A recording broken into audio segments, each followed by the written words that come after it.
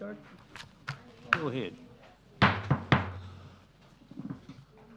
Good evening, ladies and gentlemen. Welcome to the May 23rd, 2024 Planning Board meeting. We're happy to see everybody tonight. So, Mrs. Washington, would you please have the roll call? Certainly. Mr. Barhu? Present. Mr. McLean? Mr. Newman? Present. Mr. Robinson? Present. Mr. Servants? Mr. Weatherholtz? Here. And Ms. Washington. You have a quorum. And Mr. Chair, it's my understanding that Mr. Servants intends to appear via Zoom. And since we have a physical quorum, the appropriate thing would be to hear from Mr. Servants to determine the extraordinary circumstances which require him to appear remotely, and then the board would take a vote on whether to allow him to make that a remote appearance. Mr. Sevens, are you with us?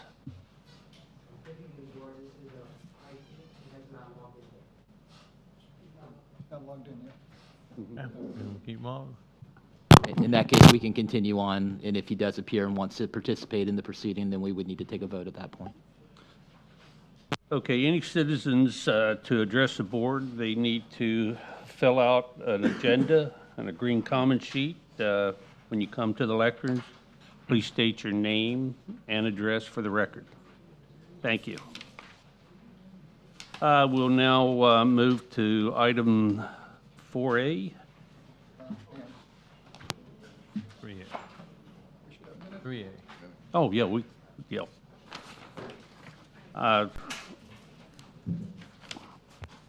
Mrs. Secretary, would you like to go over the minutes? Last agenda, is there any corrections? I'll make a motion, we approve minutes as. Mr. Chair, before you set the motion, there are some, I believe there's some typographical errors in the minutes on page 3 of 70. I'm looking at the minutes of the February 22nd, not March. I think what has happened is that there's some transposing. Yeah, and also on page 4, we were talking about two different issues on page 4 in the staff presentation and the applicant presentation. Let's see, on the first paragraph on staff presentation, we talk about nightclub usage from Mr. Barhu, and I think this issue was not about the nightclub or, and then there was some mixed up between the different items on page 4. That needs to be corrected. That can be done. I want to make sure I have this correct. Am I looking at the wrong one? I'm just confirming. You're saying on page 4? Yeah, it says Mr. Barrow said he had an issue with nightclub usage and alcohol being served at the aquarium, but I believe that was. Well, if I recall correctly, the aquarium was asking for the ability to serve alcohol during their special events, and the Daytona Center did have the nightclub use. That was a requested use as part of their PD. I thought there was a mixed up between the ISB and the RV park. Yeah. That was it. The applicant talk about the temporary RV parking on the nightclub use. Yeah. So I think there was some. Well, actually, Daytona Center did request a temporary RV parking in addition to their uses on the site, and Okay. so that was part of their request. Oh, okay. All right then. Maybe I was mixed up or confused when I was. Well, we had two of them that were very similar, and one so. was talking about the aquarium and the RV. Right. And I was noticing the language in both of the items. Are we cleared up on the minutes? We'll correct the date on the minutes. Yes. Thank you, Mr. Chair. Okay, so I make a motion, we approve minutes as stated with the correction of date. Second. We have a first and second. We'll have a roll call to call the minutes. Mrs. Washington? Certainly. Mr. Barhu, Approve. Mr. McLean, Mr. Newman, Yes. Mr. Robinson, Yes. Mr. Servance, has he joined us yet? No. Mr. Weatherholtz? Yes. Ms. Washington, yes.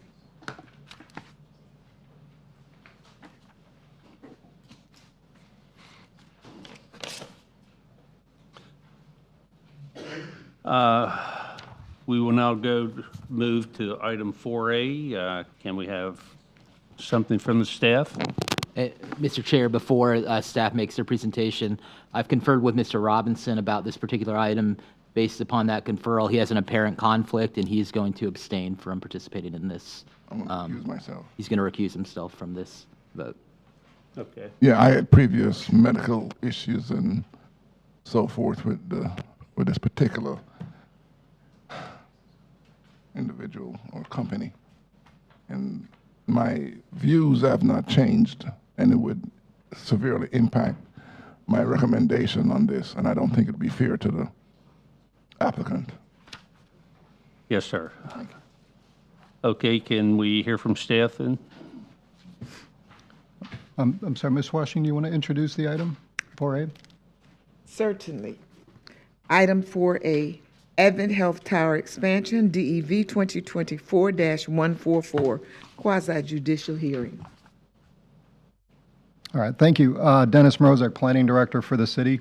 This item is a request by Mark Dowst with Mark Dowst and Associates on behalf of Memorial Health Systems for a site plan approval to add 5 additional floors to the existing hospital, including 218 additional beds, 2 stair towers, elevator tower, electrical room, and additions to the north and south ends of the existing central energy plant. Excuse me. The property is located on the north end of the city between Williamson and I-95 and just north of Strickland Range Road. There's an aerial of the location. You'll see that the site's already developed with the hospital use and the cancer center. The land use of the property is mixed use, and the zoning of the property is PDG, Planned Development General. History of the project, the PD was approved back in 2005. The hospital construction occurred shortly after that. The cancer center was developed approximately 2009, 2010. The PD was amended in 2019 to modify the signage on the property. Site plan was approved by this planning board in 2022 for the surgery center that is now open and operational, and that's fronting Williamson. PD was amended again back in 2023 to modify signage, and just recently it was amended by the City Commission at a recent meeting to allow the hospital expansion by removing the restriction on the number of beds that would be allowed on the site. As far as project details, site plan approval, again, this is a construction of 5 floors that are on top of the existing hospital building. This would add the 218 beds. This modifies, also there's a modification to the hospital footprint to accommodate the stairwells and the elevator. I'll show you that in the upcoming slide. Also expanding the existing electrical room and energy plant for a total of approximately 240,000 square feet of additional building square footage. As far as the site details, the building elevations that you've seen that are in your package, they do comply with the PD agreement, and they're also consistent with the existing building. I'll show you an example of that. The parking that's existing on the property exceeds LDC standards for parking requirements, even with the additional square footage of the hospital. Traffic is in finalization to be completed, not yet completed. It'll need to be completed, and payment will need to be made before a site plan can be approved. Utility department did have a couple of comments, a couple issues that needed to be resolved. Those are associated with the demonstrating demand calculations. They're in the process of completing those as well. So this is a Google image of the existing hospital, and I just wanted to give you kind of an example of where the expansion would occur. So you see the additional floors that would be added to the building. And the other addition is to the energy plant, which you can see over there is to the side of the main building. Here's the existing layout of the hospital. You see in the center, that's the hospital building itself. Here, I'll zoom in for you. The hospital building located over there in red, that's where you see the additional floors are going to be going on top of that. And then the central energy plant is over there in yellow. It's a separate building just to the south of the main hospital building. The building footprint changes slightly. You see there in red, that's where you see the stairwells and the elevator shaft that are going to be added to the building. And as far as the energy plant, it's going to be expanded as well. You see the north and south are going to add additional square footage to the energy plant. In your package, you've got the elevations. This is the east elevation I want to provide. It gives a good indication of what the building will be looking like. The shaded area is the existing building, and then the unshaded area is going to be the expansion. So you'll see the floors match the existing facade of the current hospital building. So as far as a recommendation, staff does recommend approval, provided the traffic and utility conditions are met.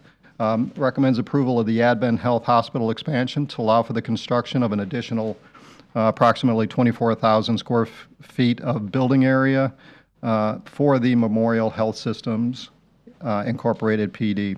A majority vote of the planning board members present and voting is required to approve the application. And that concludes staff's presentation. Thank you. Let me see. Can we hear from the applicant now?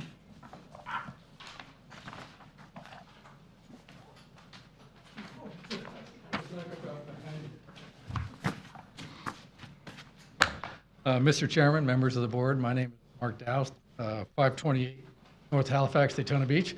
This is actually a continuation of the master plan that we permitted back in 2006. The hospital was constructed just after that. You'll notice that the floors are on top of the existing hospital. So back in 2006, that hospital was designed for those structural loads and everything. So this is really just a build out of the master plan. This takes us from 352 to 570 beds. It is possible that the building will support up to 670, but that would be in the future. So we have room for further expansion, but this will get us caught up for now. If you have any questions, I'd be more than happy to try and answer them. Does the board have any questions? No, I'm just want to comment pretty much. I was glad that the diagram kind of showed out where the build out was going to be, because I know the main building is there. Yeah. It's pretty high already, and then so to build out behind it makes a lot of sense. So it's needed. It's definitely needed for the future. Yeah. And I think the graphics that Dennis put together Yeah. really shows it well how Absolutely. it stacks on. Thank you. Thank you. The speakers, I'll start off with John.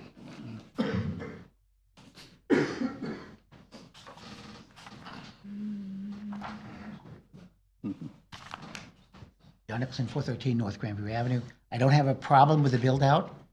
I like the idea that they're growing. As I said before, there are people living in Margaritaville, so we're gaining in population and we need the extra beds. But my problem is, I use this hospital. Actually, next week I will go there, and will probably park somewhere north of Granada to get to the hospital, because there's no room to park. Because you literally, when you go in, you go up and down the aisles looking for one single parking space somewhere. Generally, it's not within the first half mile of the hospital. So you're going to add 240,000 square feet. Don't we have a law that says for every so many square feet you have to have a parking space? I thought we did. So if you're saying that there's plenty of parking right now to add 240,000 square feet, I'm telling you, whatever that number is, I think it's like 2,000 parking spaces for that number of square footage. Where are these people going to park? I mean, there are apartments to the north. You could sneak on their property and park there. There's the Speedway in the south on ISB. You can park there and walk the 6 miles.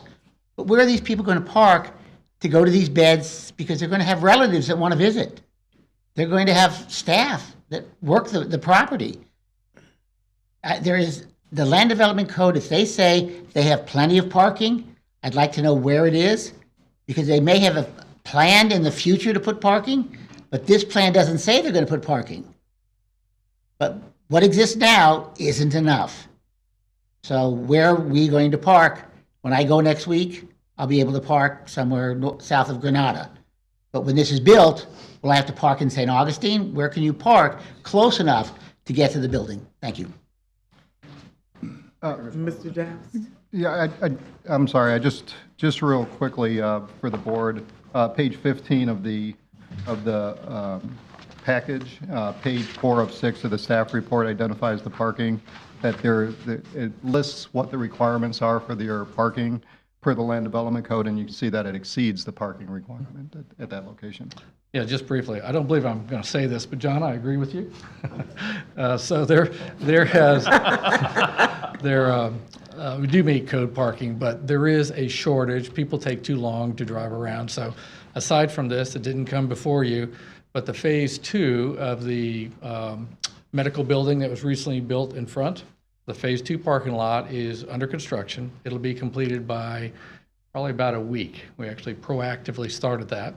And then at the cancer center, there's a full phase 2 parking lot. That has been, a site plan has been submitted. It's been approved. That is now under construction. And then there is a third parking lot that we have submitted for approval. We call it the south parking lot. And I think it generates another 250 plus or minus spaces. So where we stand right now, we have more than enough to meet code, but we would like to have more spaces, and that's why we've been proactively permitting those and building those. Could I ask you a question? Absolutely. I also go there, of course. I go early, so I don't have to walk around. But is there a separation from staff, from patient parking and everything? Yeah, there is some separation, like for example, on, it would be the south side, kind of where they're adding the tower, that's a staff parking lot on that side. In front, kind of towards I-95, that is mostly customer parking. Behind the building, there is some designated physician parking. So they do have different zones.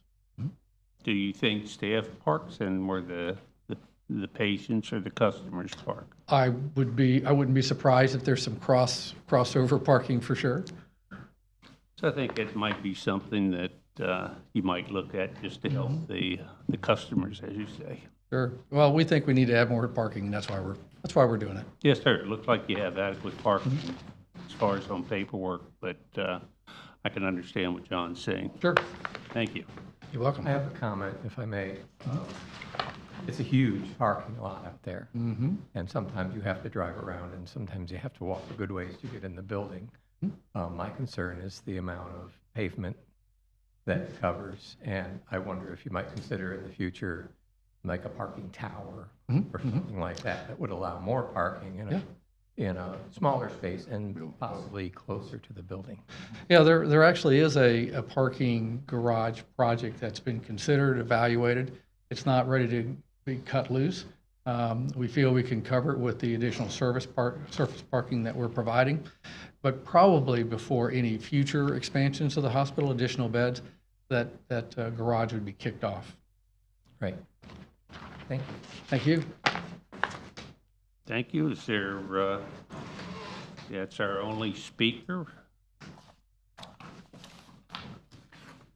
I'll ask for a promotion or a motion. Can I make a motion that we approve agenda item 4A, Advent Health Tower Expansion DV 2024-144? Second. Motion's approved. So we have a yea or nay on that, Mrs. Secretary? Okay. So then we'll have it direct vote. Mr. Barhu, Yes. Mr. Newman, Yes. Mr. Robinson. You're not, Not voting. has Mr. Servants joined us yet? I have.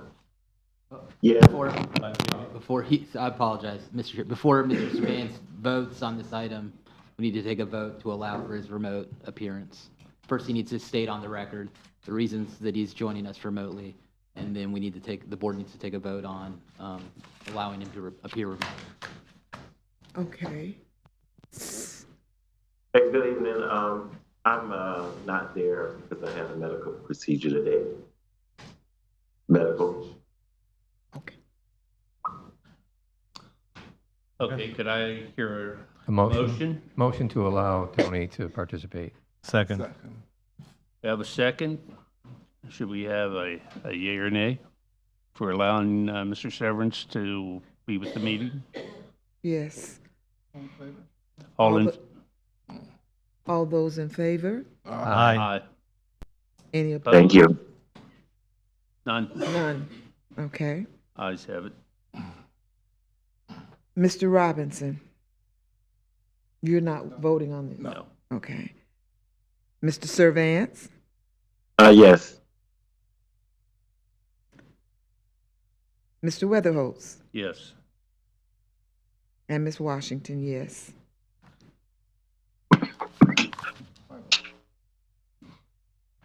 Motion passes. Motion passes.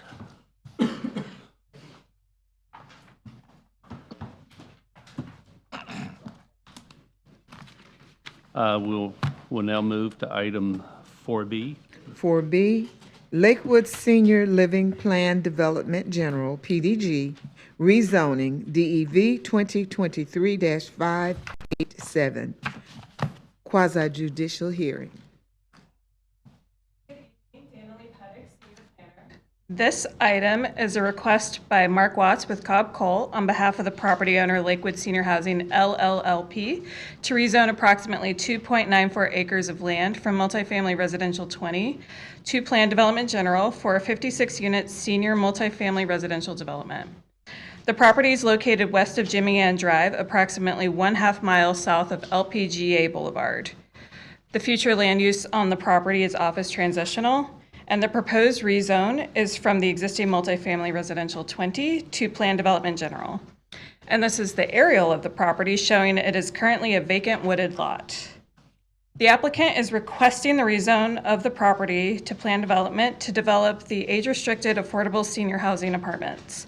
The facility will be in one building that is 4 stories tall with associated parking, stormwater, and landscaping.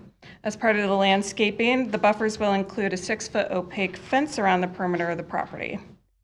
The proposed PD plan here shows the layout of the property. And as part of the PD rezone, the applicant has requested modifications and waivers from the Land Development Code requirements. First, the applicant has requested a waiver to increase the maximum building height from 35 feet as required by the Land Development Code to 44 feet. Second, the applicant has requested to reduce the parking ratio required from 2 spaces per dwelling unit to 1.1 spaces per dwelling unit, and they have provided a parking study justifying this reduction. And finally, the applicant has requested to reduce the amount of window glazing or glass window area on the building required per floor. The architectural elevation here shows the proposed building design with the reduced glazing amount proposed. Windows are still provided on every floor. However, the minimum requirement of the code would not be met with this design. Staff finds the requested rezone meets the criteria in the Land Development Code if the requested LDC modifications are granted. Therefore, staff recommends the Planning Board forward the rezone of approximately 2.94 acres from multifamily residential 20 to planned development general to the City Commission with a recommendation of approval. A majority vote by the Planning Board members present and voting is required to recommend approval to the City Commission. The item is tentatively scheduled to be heard by the City Commission for first reading on July 3rd and for second reading on July 17th. That concludes staff's presentation. Thank you. Is there any questions for staff? I have one, the window glazing. Yes. What is the difference from the building to what it says in code? Yeah, so it varies per floor. The staff report has a table on page 36 of the agenda, or page 4 of 8 of that staff report, that breaks it down with the required per floor and how much they're providing. So for the first floor, it's required to have 50%. They're providing 33. The second, they need to have 35. They're providing 24. The third floor is 25, and they're providing just under 25. And the fourth floor, they actually exceed 25 required because they're providing just under 28%. Okay, thank you. Mr. Chair, I have a question for you, Ms. Dana Lee Yes. or Mr. Dennis. Would you said that the speak up, please? Pull your microphone. Oh. Thank you. You said that the staff finds the requested rezone meets the criteria. How can it meet the criteria if we have in all these waivers? And It would meet the criteria if the waivers were granted. but the criteria says 35 feet, and it says 2 spaces, and it says glazing. That's criteria. So how can you say that it's meet the criteria when they're asking for waivers? I can answer that. Yes, please do. As part of a PD rezoning, they're entitled to request modifications to do things like building height, and this is one of the Yeah. things they're doing. And by Right. doing so, if it's approved, it does meet the criteria of a planned development rezoning. Okay, so then, if we rezone it, it's a new criteria, It would meet criteria, yes. the new criteria, that the rezone. Yeah, the PD actually dictates what the criteria is, and in this case, they're requesting the height to be what it is, and that would be the criteria established with the PD agreement and PD rezoning. Would that new criteria be established for all the other applicants And again, after this? no, PD rezonings are very specific to the Okay. property based on that property alone. Okay, I got you. I'll wait for the applicant because I have some more questions. But isn't it true, Dennis, that if we set a precedent, that other folks can come in and ask for the same thing based on what we have already approved? Yeah, That's true. Anybody can come in and ask for a PD rezoning, and part of this board's responsibility, part of staff's responsibility, the board's responsibility, and the city commission is to take a look at each application for a PD that comes independently and whether it's appropriate for that location. Right. however, I did not see where the staff said it was appropriate. In the, I think we have a recommendation to approve, so we do find it appropriate for this location. in the residential area?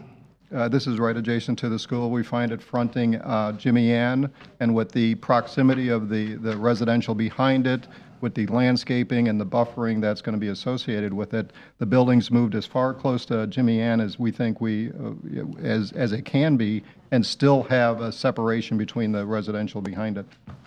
If you can pull up, I'm sorry, you'll have an opportunity You'll to have an speak, I promise opportunity. you. But here's the layout of the property, and you see the residential behind her, you see the landscaping, you see the retention area, you see the parking area, and then the building is fronting on Jimmy Ann. Jimmy Ann. Yeah, But so does the residential area. okay. There you go. So I don't see where it fits into this area. So if we're looking at the consistency and the appropriateness of this particular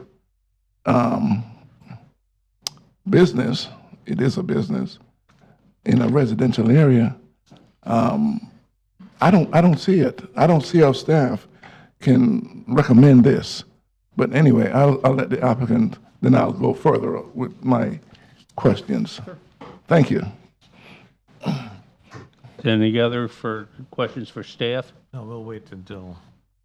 I kind of do now. So this is in a residential area, but isn't this project considered a residential project? Yes. Yes, It's senior living, right? yes. It's multifamily residential. Yeah. What is the age restriction on it? That is a question for the applicant. All right, I'll wait for the applicant then. Thank you. May we hear from the applicant?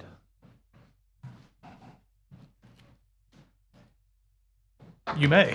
For the record, Mark Watts with the law firm of Cobb Cole, 231 North Woodland Boulevard, DeLand. Appreciate the opportunity to be over on this side of the county tonight. I'm kind of pinch hitting for my associate Nika Hussaini, who's been doing a lot of the work on this project and is currently out of town. But no, I appreciate the opportunity and several of your questions I will get to, I think, specifically because one of the things that, as we're looking at this particular site and as the staff report, and thank you, Annalee, and the rest of staff for the work that they've done with us on this. One of the things, this property does have office transitional land use. It is already zoned multifamily. It's zoned MFR 20. So really the reason we're here going through the PD is to request the specific waivers that are here. We're not asking for an increase in density. We're not asking for any increase in or any change of the use itself. It's really just the question of height, the question with regard to the parking ratios, and the question about the design of the building. So I want to touch on those particular issues for a moment, and then go into any questions that you might have in particular. So, but let me start, and I think I've got a couple slides to show you. They're going to queue up here in a second, and then we may come back to the site plan. Let's see. There we go. So Acruva Community Developers is our client. They're here. They're kind of sitting back here in the back row behind our engineers. And they focus on development of affordable housing communities kind of throughout the state of Florida and in various other places throughout the country. Meet the team. Daniel Acosta, the president, is back here with us tonight. And several of his other colleagues from Acruva are here in case we get into any questions that you may want to ask about their operations and things of that nature. We've heard a lot as a community, not just in Daytona, but throughout Volusia County, the land where my office is. Every community we go into, we hear a lot about the need for affordable housing and the need to expand that inventory throughout the county. And so this is an opportunity to do that. We're looking to add 56 senior housing apartments here, all one-bedroom apartments. Jumped ahead of myself a little bit more on Acruva, and then let me get to the one. There's some examples of the other communities that they've developed, around the country. There we go. Okay, so here we're looking at 56 affordable apartments, all one-bedroom apartments, which ties into our request for the parking waiver that we'll get to in just a second. The unit mix, again, when we're looking at affordable housing communities, you look at kind of what the percentage of area median income those apartments are leased for. So here you're looking at 30, 60, 70, and 80%, averaging around 60%. So that means that some of the units will be allocated to those different income ranges to make sure that you're providing for kind of a broad range of affordability for the residents that would move in. I think with regard to this particular facility, it's something that's very well designed. It's got a clubhouse, it's got a meeting room, it's got some of the other amenities for the residents as well. One of the other things I'll get to when we talk, and we'll get to in a little bit more detail when we talk about the parking waiver, is it also provides an on-site shuttle service, on-site van that can be used to get to appointments and things of that nature. So it's a well thought out, well managed facility. Here's just a rendering, and pay particular attention because we're going to talk about this when we get to the height, to kind of how the building is designed from one side to the other. On the ends, it's got the step down so that you've got a lower roof line in the areas that are closer to the outside borders. I'll talk more about that in just a second. This is the portion of the building that faces towards Jimmy Ann. One of the things when we talked about that, when we talked about the request for a waiver on the glazing, one of the particular things driving that is all the units are the same here. We've got one-bedroom units, and so their layout, their design, is repeated on the floor plan, and so you have similar windows and similar kind of details on each of those floors. And so that's one of the things that's really kind of leading to the request for the waiver on that particular issue. Here's the site. It's a rendering of the building and the placement on the site. Let me talk about height while we're looking at this picture. Because one of the things that I want to point out is that right now, under the MFR 20 zoning classification, you can have a 35-foot tall building, and it can be 25 feet from the existing property lines for all of the existing single-family residential. And so if we came in with an approach of doing multiple buildings here, those buildings could be kind of pushed up into the backyards really of the residents that are in the single-family, and that's under the existing zoning. Rather than do that, what we felt like made better sense was to create as much separation as possible and go up, not for the entire fourth floor, but on, kind of step in from the sides and then go up for that partial fourth floor, add the additional units and keep everything in one building.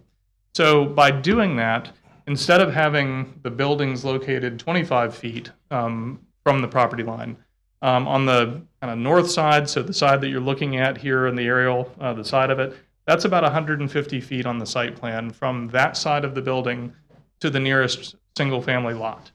If you look at where our parking and stormwater is, from the building there to the nearest single-family lot in the back, is somewhere between 300 and 350 feet. And so in exchange for asking for that height so we can concentrate the units in one building, we're trying to pull everything back away from the single-family neighborhood to reduce that overall impact. Now, we did have a neighborhood meeting. Height was one of the things that came up during that discussion. At that point in time, we were actually looking at a little bit higher building. We actually went back and worked on the design. We went from, I think, 48 or 49 feet. That was the maximum height we were looking at that point in time. We redid the design and got it down to 44 feet while still being able to keep the efficiency of that structure. So that was based on the feedback that we received from the neighborhood meeting. Again, just kind of another kind of viewpoint of it, but this does a good job, to the question of compatibility. If you look immediately to the left, you've got the Lakewood Retirement Center. So you do have single family and Cardinal Estates that wraps around the property. That's what we've tried to separate from, but you also have the retirement center that's located just to the south, and then Westside Elementary School that's located further to the south as well. And so, again, it's a existing permitted use. We're trying to design it and develop it in a way that creates the maximum amount of separation and buffering and everything else from the existing single-family neighborhood. The staff mentioned, our site plan has a lot of detail. We're not asking for any waivers on the landscaping standards. We've got a 100% opaque wall that also goes around the site to create that additional buffering and separation from the surrounding properties as well. So we feel like this is a very good approach to kind of developing this property with the multifamily use that's already permitted there in a way that can kind of reduce those overall impacts. So I'll stop there. With regard to, I lied. I'm not going to stop there. I got two more things I wanted to mention. Parking, you do have a parking study. Staff has reviewed that and recommended approval based on the ITE, the technical analysis there. Somebody asked the question, what's the age? I think the average age restriction. The ages would be greater than 62 years. So 62 years or older for the residents for this particular facility. Interestingly, your code would allow, if you had a home for people that are 65 and older, I think like an ALF, things of that nature, your parking standard would be, I think it's 1 space per 6 beds. So here you would need 10 spaces for this number of units for the number of bedrooms that are being provided. So we're not asking for that kind of a reduction. We're at 1.1. And I think one of the things that we predicate that on is the fact that we've got a shuttle that is available for all the residents of the community as well to be able to schedule trips out to doctors and things of that nature. So, the other thing was just the glazing. I think I already mentioned that. The glazing waiver is really based on the fact that we've got, a building that's got a lot of consistent units in it, and so the format on each floor is the same. That's why you have the same window opening profiles on each. So, with that, I'll stop and respond to any questions you might have. Is this project funded, and is there a timeline for when it will be built? Yes, so the project has funding from a number of different sources. It does have funding through the state. We are looking at some additional funding also locally, both with city and county options. But it is funded currently. Right now, we're expecting to break ground by the end of this year, based on going through the final review of the zoning and also the site plan. Thank you. Mr. Chair? Yes, sir. Okay. You have 56. First of all, I am, not opposed to affordable housing or the apartments for the elderly. I'm an elderly myself, so I'm, We're all heading there. We're all headed there. My opposition, and I'm going to say it's my opposition, is that you're bringing in an apartment to a residential neighborhood, okay? And you want to go from 35 feet up to 44 feet. Right. And right down the road is a elementary school.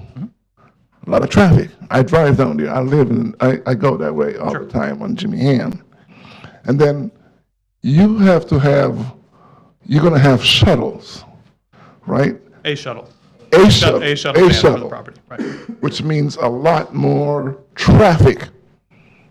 And you're also going to have, I don't know, you get 1.1 spaces, per dwelling.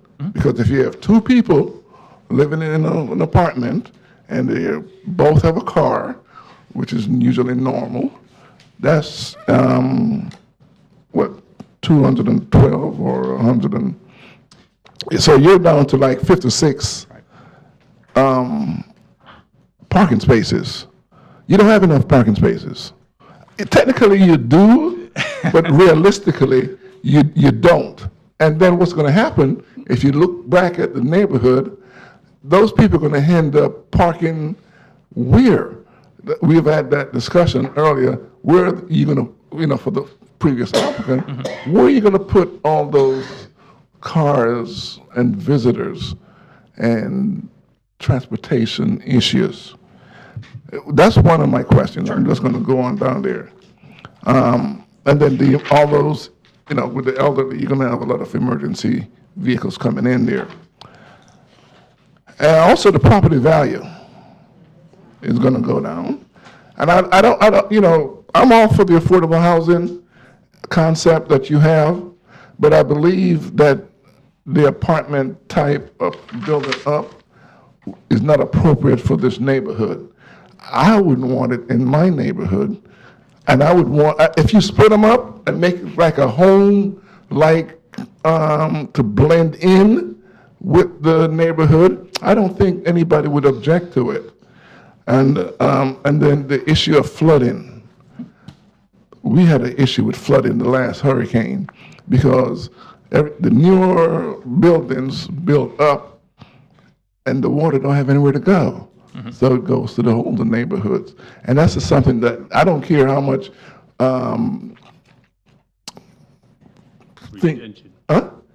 retention you're going to have, decorations around it, fencing. The water has to go somewhere. Right.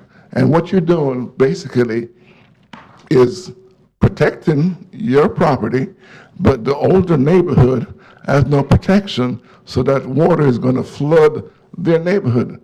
And I don't see anything happening to protect them from the flooding. I don't see you having any new ideas or plans for the parking. There's going to be a parking issue, and they're going to end up in the neighborhood. And then there's the traffic that you got an elementary school. And, a lot of visitation is going to happen during the daytime from professionals, visitors, and just the normal coming and going. That's going to, and I don't think there is any plan to expand Jimmy Ann as it is. There's going to be a traffic light eventually. The design is not appropriate for this neighborhood. And I believe that what you need to do is to go back and redesign. I'm just, recommending. I'm not saying that you should. But I think that a better idea would be for you to go back and make it fit into the neighborhood, right? And not so much stand out as a building up apartment that's going to obscure. It's like you're pushing the neighborhood in the back, and you kind of, I don't like that. All right. That is not, no. I'm going to respond to a couple of your points if I can, and then open up for any other questions if that would be good for the board. So first off, with regard to kind of bringing multifamily or bringing this use into the neighborhood, we're not. It's already there. This property already has zoning for under the MFR 20. We already have zoning that permits the same number of units that we're proposing to bring in, the same type of units as far as multifamily is concerned. So we're not adding a use into the neighborhood that's not already there. This property already has zoning for this particular use. The height Height is an interesting one, when you're approaching it like this. And we've used these exhibits before. I don't know, some of you may have remembered other projects where we've come in and we've showed you kind of the height versus the setback, kind of graphics, right? And when you've got a 35-foot building that you're 25 feet away from, you look up at it like this. And when you've got a 44-foot building that you're 150 feet away from, you look at it like this. It's off in that direction. So the angle that the amount to which it kind of appears to loom over you, or that the impact of that height, is reduced by that setback. And in fact, one of the things that the graphics that we've used in the past show is that when you have a taller building that is set back further from the property lines and you follow your requirements for landscaping, you actually provide more effective, better screening.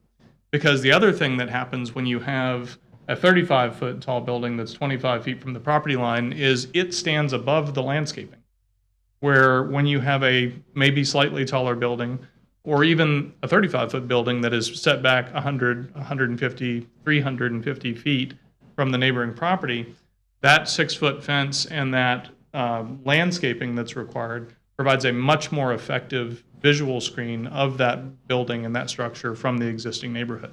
So here, for a number of reasons, it was a very conscious decision to go with a building that would require us to go through the PD process and ask for some increase in the height, specifically so we could cluster the units farther away, bring it up closer to Jimmy Ann, and kind of reduce that overall impact. On the parking's an interesting one. Here you've got all one-bedroom units. Now, if you came into this property and you just went under the existing MFR 20, you could have 1-bedroom, 2-bedroom, 3-bedroom units. You could have a mix of those. You would have to come through and add in the additional parking, which increases your stormwater and your flooding concerns because now you're creating more impervious surface. But the other thing that's interesting with regard to the request to reduce a ratio in a age-restricted community like this is there is a lower demand for parking. This came up with a project I'm working on over in DeLand a couple weeks ago, and we actually went and looked at the aerial photographs and aerial imagery of different apartment communities through town, and then specifically some of the senior affordable communities that were in town. And what we found as I was looking through the various years of Google imagery and everything else, on average, there was 30 to 40% of the parking spaces full, and the rest were empty. That was one that was designed to meet the DeLand parking standard, which I will say is far in excess of what your code requires. They almost have 2.5 to 3 parking spaces per unit on their code, and we consistently tell them that's too much. But here, you also have a managed complex. So you have a management team that's on site. The residents will be assigned parking spaces. So it's not like there's, everybody gets, if you have 2 people, there's no more than 2 people allowed in any of the units here. So if you have 2 people in the units, they are not permitted to have 2 vehicles on the site unless they are specifically accounted for and assigned a parking space. And then again, you have the shuttle. The shuttle, it's one, and it's an 8-passenger van that would be available to kind of, coordinate with the staff on site to, get you to various appointments and things of that nature as a resident. So it's a service being provided. On the comment of flooding, and I know that this is, it's a touch point throughout Volusia County after the experiences we've had for the past couple of years. And I know that it's a specific concern. We've followed the impacts to Midtown and the other parts of Daytona that have had impacts. What I can tell you is, as a result of those experiences, the rules that you've had on the books are being not only followed, which I think they have always been followed, but I think they are being, the math is being checked and double checked and triple checked to make sure that things are being designed correctly. The regulations with regard to stormwater is that we have to look at how much water flows off the site naturally in the condition it's in now before you develop anything, before you move the first shovel of dirt on the property. And then when we go through and do the engineering and the design for the site, we are not permitted to increase the volume or the velocity with which the water moves off the site. In other words, we still have to have the same amount of water retained on the site that it would have retained in its natural state. And we can't increase the amount that's flowing off or the speed with which it flows off in the storm events that we have to design for.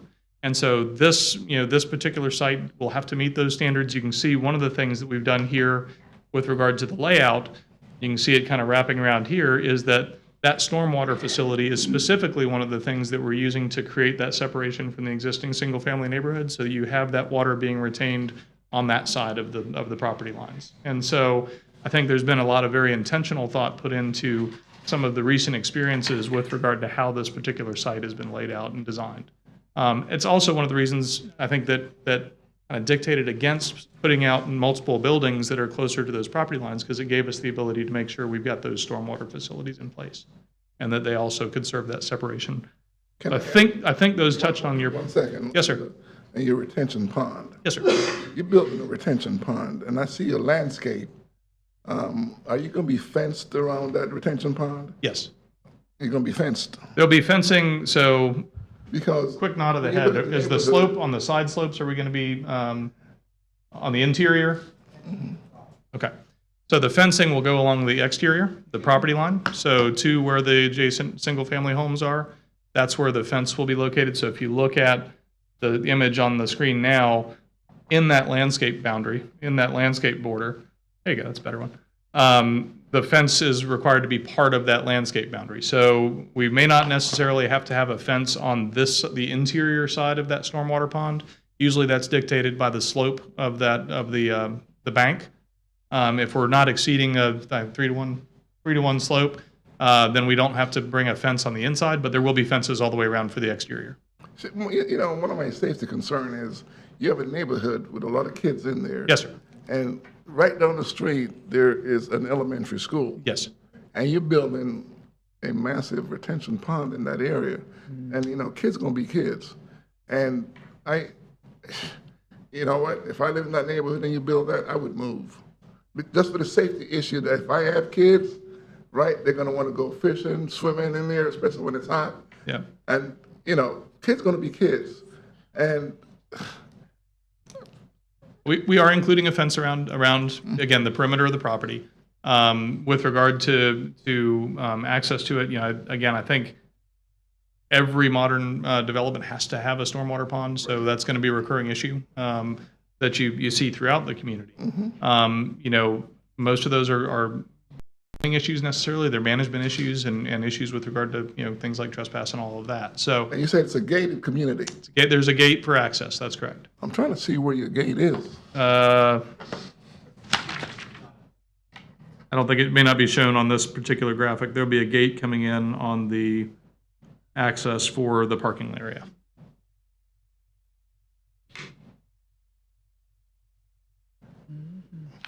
That is, okay. What I'm looking at right there, that is Jimmy Ann at the end. Jimmy Ann is in front. Yes, that's correct. So the parking is in the back. That's correct. So where is the gate going to be? Let me get you. Come you wanna to come up? Yeah. Okay. Yeah, please come on up. Please. There you go. Somebody drew that on. That was pretty good. I think it's back down the driveway a little bit. Identify yourself and your name and address for the record and Daniel Costa, Acruva Community Developers. address. 800 Fairview Drive, Deerfield Beach. So this rendition does not show the access gate. Will be a secure gate. It's only accessible to the residents, but it'll be within a setback, so it doesn't create a traffic jam on Jimmy Ann. So as people turn into the community and open the gate, which opens in a matter of 30 seconds, they'll stop there, but it won't be stopping on Jimmy Ann to create a traffic I think jam. it's about in that area, if I remember correctly. over Correct. here. Yeah, so if you're looking at this particular site, it's sort of back behind the building. You see those couple, you can kind of see the driveway off Jimmy Ann. There's a couple of parking spaces that are open. Those would be in front of the gate. And then past that, on the corner of the building is about where the gate would be. So you have the ability to pull in if you're a visitor, pull into a parking space. But beyond that, it's gate resident controlled.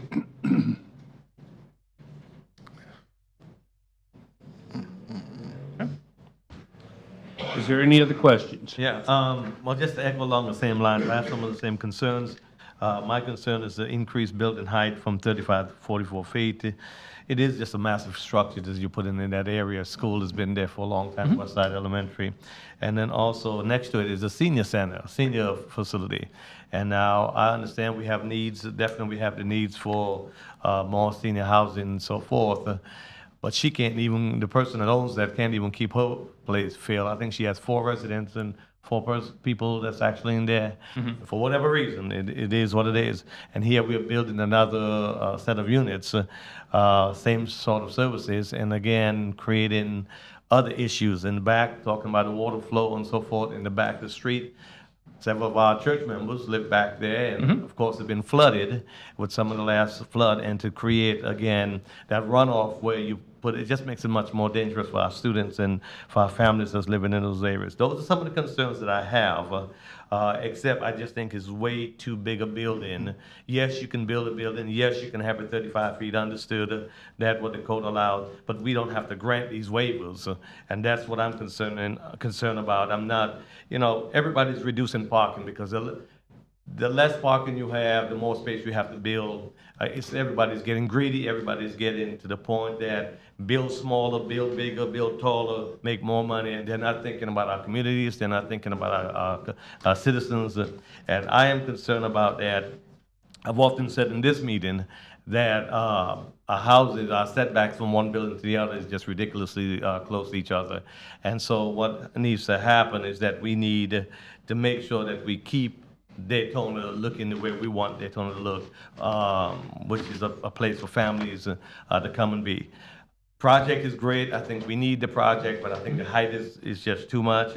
I think the parking needs to be increased some, because even though those 56 units have one person apiece coming to visit, that's 112 parking space right there.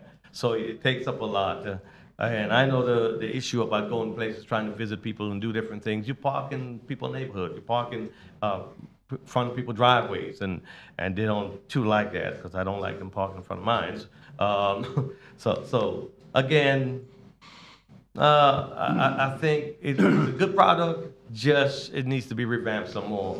And I'm glad that you worked with residents. I looked at the information where you had your meetings with residents, and I've looked at some of the comments they've made. Some of the same thing, they're asking about the rent, they're asking about different things in there, and I appreciate you guys working with them. Again, hopefully we can resolve these issues and move forward, but those are my concerns. Yeah, and again, the height issue was one that specifically did come up during that discussion. That did result in the reduction. I will say, in order to pull the buildings back, we have to go up, because basically we're concentrating all of the units in one structure. That also helps us go towards the affordability, right? And so here, it's a matter of economics in being able to provide the additional affordable units. Understood why it's done. It's business. Yeah. But no, your points are well taken. I will say the parking one is a particular one. I think in the context of this particular type of use with the age restrictions you've got in place, we've got a lot of data that was included in our traffic study and our parking study that not only supports what we see, what I see looking at some of the other similar communities, but it's signed and sealed by the engineer who's reviewed it versus the ITE data on senior residential demands as well. Right, and I agree with you as the data. I mean, data speaks for itself. And the parking standard that you have is not specific to senior affordable, right? And so you're applying a standard that applies to. I've looked at different ones, so it happens. And I understand seniors, and most of them don't drive, especially when you get to a certain age and so forth. I understand that, but still, when folks are visiting. And there's not enough visitor slots. That creates other issues too. But point well taken. Thank you. Mr. Chair, is this the first project you've built in this community? Daniel, you want to? One more time, can you repeat? Have you built any other projects in this community? No, sir, we have not. So this is your first foray into this area? Yeah, so what we do is we respond to Florida Housing requests, funding availability. So Volusia County, among many other counties, were impacted by Hurricanes Ian and Nicole. The state received federal funding and then allocated that to counties that have been impacted. Yeah. We submitted our application recommending that we do a 56-unit community for elderly 62 and older, and we were successful in getting the award. So this is the first time here, but we build through the entirety of the state of Florida. And I commend you, and I welcome you to the area. Don't get me wrong. And I think there is a need, but just not here, not at this particular spot, or a redesign to fit in. If I'm going down Jimmy Ann, that area, it's a residential area. I want to see residential type, even though that you can, I would like to see a residential type design in the area. It's like you building a warehouse right next to my house. Or if I come to your neighborhood and build a warehouse, how would you feel? Point well taken. So what I'm saying to you is, right, take a minute, go back to the drawing board and to see how you can build, and I know you can because you got excellent architect, to redesign to fit into the neighborhood so that if I'm driving down Jimmy Hand, I don't, I thought that's another residential, not necessarily an apartment or a warehouse. I respect everything you're saying, and I take it all into consideration, and we think through all of that as well. Yeah. So one of the things Mark pointed out earlier is the reason for the height is to respect the residential homes in the back. Yeah. And so when you go a little higher, you can set back a lot further. Otherwise, we could have, in theory, done 3-story buildings and put it a lot closer. Then we'd have a different objection, a different reservation by the residents. Yes. Now the 3-story building is too close to our backyard. Right. So we look at many different concepts, come up with the best solution that addresses both the needs that the state is giving us to rebuild in disaster areas that have been impacted, the neighborhood. We'd love to do shreds before, and we met with some of the neighbors that were there at our meeting. But we take all that into consideration. What brings us here today is the fact that the design progress has evolved to this level. We wouldn't have any of these answers or elevations if we hadn't already processed the design at this level. To go back, it's probably a $400,000 fee that we don't have the funding for. We submit a budget to the state, they bless it, and then we hire and start building and work in cooperation with the city and planning department, following all the code that we can. So I wish I could go back to the drawing board, but we don't have the funds to go do that, and then we'd be delayed. We have a deadline by the state. We have 12 months from the day we award you these monies. Come to the table and let us know you can go build. And so we are on month 9, 8. Yeah. You've got a June or July deadline. The government makes it complicated. I've been doing this for 30 years. It's painful, but the end result is we build amazing communities that truly help the community. We're not builders that build a community, make some fee, and turn our backs. We're very involved. We're personally involved guaranteeing the operations for 15 years, and we think through everything. So this is why there is a private shuttle for the residents. We also do light services, light housekeeping, wellness checks. We're more involved than just building housing. And to make a distinction, the property adjacent to it is an assisted living facility with probably three to four levels of care. This is independent living.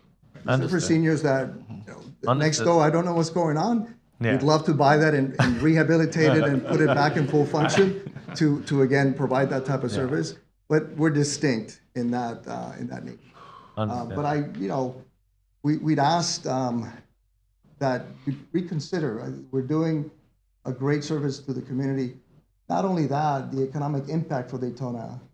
This is roughly an $18 million project, bringing in taxes, bringing in jobs during construction, bringing in permanent jobs after the community has been stabilized. So it's not going to reduce the value of homes. If it was, I think people can come in and say, listen, these guys couldn't build this, let's build a storage facility, and they go through the same process. That would devalue the homes. What's going to be the rent, approximately? So the 30% AMI rents will be about $450 a month. Then it escalates gradually with the income level. Again, we talked at the beginning, there's a range depending on the AMI. But I just, all the discussion about the height, and I get the concern, and we heard the concern with the neighborhood meeting. I put this one back up because if you look at, this is again the architecture we have. The ends where we step down, that's 35 feet. That's your compliant height. So the only portion of this building that you're talking about is that center 1, 2, 3, 4, 5, 6, 7, 8, 9 or 10 windows across there. Yeah, well, That's take the them- only portion where you've got them that. off. And then the project can't be built because it's not feasible and you can't meet the state requirements for the Seems like numbers. we put the cart before the horse. Yeah. Okay. But, in any event, I'm happy to answer any other questions you might have. Okay, I have I know you've one. got some, yeah. I know the discussion about height. I understand the profitability of it, and you have a certain budget to go by. The parking has always been an issue. I won't go into that further. Do you have a positive outfall in the retention area? Yes, Amir to step up. I can talk about a lot of things, but when it gets to that particular question, I'll ask the engineer to come up and address it. Hello, thank you for having us here. Amir Malik, 3930 South Nova Boulevard, Meadow World Civil Consulting. Our pond, I just wanted to point out real quick on that. It shows up as wet, but the reality of it is it's a dry retention pond. It would be wet only when it rains. And the way it's designed, it's intended to retain the entire design storms. But when it fills up, the back end that's closer to the residences is higher than the front end. So right here where that kind of window, it trickles down on the very bottom part. Mm-hmm. In the worst case event that we were not able to address the anticipated precipitation in this area, it would come towards the right of way and go directly to the canal that's to the north of it. So there's, I think that's an important, because we do have a lot of issues with flooding in the areas. And I think on, your presentation, that's one of the main issues that people have. Sure. And to express and even show on your designs where you have a positive outfall, which way it's going. It's not going towards your houses and their backyards. And I think that would be something beneficial to you. We've had a couple of requests like that in recent projects since the storm events that we've gone through. And what we've done is kind of showed with arrows, kind of the flow of the stormwater system. So that's a great suggestion. We'll incorporate that moving forward. Thank you. That's all I have. Is there any more questions? Yes. Your evacuation plan. You're going to have a complex with 56 apartments with 62 years and older. Mhm. What's your evacuation plan? Do you have a specific Don't plan have on a residents? specific plan. We do, depending on location, size, et cetera. We work with the city on preparing that. This is an 18-month construction project. So at this present time, we're designing and considering everything that the city is required of us and asking for certain waivers to go ahead and build this. But that will be absolutely something that is taken into consideration at every site, not just evacuation during a heavy storm, but hurricane, anything that's Fire We're evacuation, looking yeah. for the city's guidance and direction as to where folks should go, and that'll be either presented vis-a-vis a lease agreement that has a brochure that gives tenants information, as well as educational. Yeah, meetings and for the residents. it just dawned on me that if it's a assisted living facility. It's not assisted. I know, that's Yeah. what listen, Yeah. just a minute, please. If it's an assisted living facility, it would have folks helping out with an evacuation plan. This is another apartment complex with elderly people. What is your plan in an emergency? Do you have an emergency plan for We these? will have an emergency. Excuse me, Okay. would you Yep. speak into the mic? Absolutely. Because the people in the back can't hear you. I apologize. That's okay. It is an excellent question and something that we're not going to ignore. We'll work with the city's evacuation plan and collectively put a comprehensive evacuation plan. Yeah, because I'm looking at the neighborhood in the back, and in an emergency, they have to evacuate. And now you're putting an additional stressor on the neighborhood and the community with, I have nothing against elderly, I'm not opposed to you. Understand. I think it's needed. We're both there. So I understand. I just want you to, but I'm looking at the reality of it all, because I live in the neighborhood that you're building in, and it's unrealistic, the design is. And without an evacuation plan, or in event of emergency, you have all these elderly folks, right?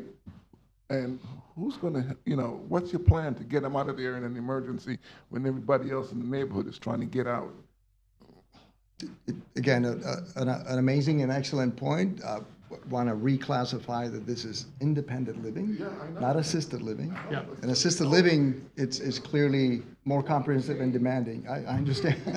Well, I have a bad back too. And I can't do line dancing as I've been invited to do by some of the folks So here. let me just I'm with offer, you. one other thought on that, and to echo Daniel's comment about, needing to work through those issues with staff as you move forward. We're talking zoning now. We're not talking the site plan, we're not talking the building permits and things of that nature. So we have to understand what we're planning for first, and that's the step we're at, is what is it gonna be? And then we can work on the rest of those plans, but that is an excellent point, and we can certainly, yeah. Okay, you want me to rezone this, but I want to make sure that your plan in the next step is gonna all fit together. What we could give you, which is something we immediately work on, is an emergency plan during construction in the event of a disaster.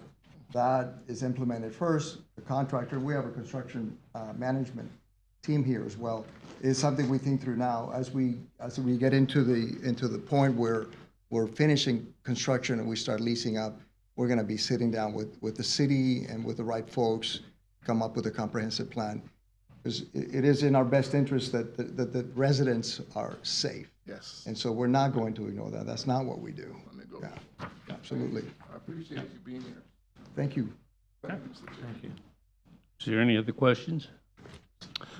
We have numerous speakers. Yes, we do. I'm saying that each speaker has 3 minutes, and only 3 minutes, because we have a lot of speakers. So we'll start out with the first one. Get my glasses on.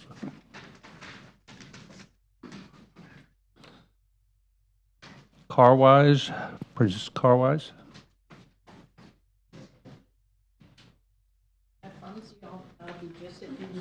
Would you state your name and My name is address? Princess Carwise. My address is 11 Starling Drive. And before I ask a question, well, before I address anything, I would like to ask a question. Why? Why they just now sending us a letter in April when they first started this process, this development in December? It was started in December, so I feel that if it was started in December, if they wanted to really see how the residents feel, they should have notified us in December or maybe January or February. We get our first letter in April, then our second letter in May. Okay, and my second thing is, I did hear about the flood. I'm still not convinced with that. I have grandkids, and the retention pond would be right in my backyard, right in the backyard. So that is one of my concerns. And then the privacy. If the building is going to be 4 stories, you can look right down in my backyard. There's our privacy. And then with the security, will the residents that's coming into the building, will they be screened? Will we know who's moving in the back of us? That is a concern for me too, because I have grandkids. And then I did hear you say the property value. I'm concerned, will that make my property value drop and my taxes go up? That's my concern.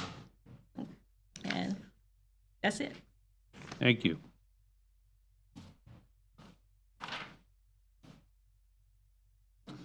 Charlotte Baker.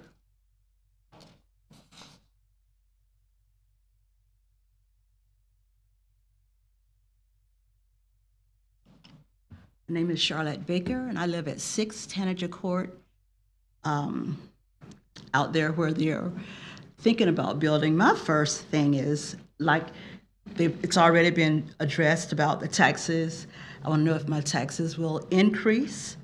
My next point is the flooding in the area, because we know that we have been getting more flooding here in Daytona recently. And now I used to not be in a flood zone. Well, this now put me in a flood zone where I'd have to get flood insurance.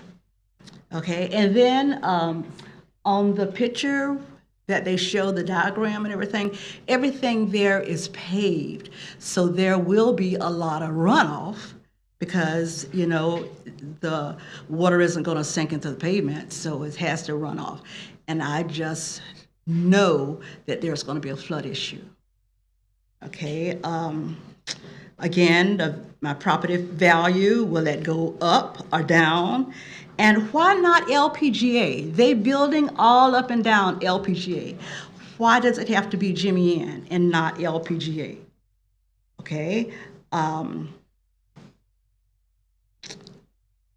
Yeah, that's it for me. And I know I heard him saying that, you know, they did all the plans, and in order for them to go back to the drawing board, there's going to be a fee.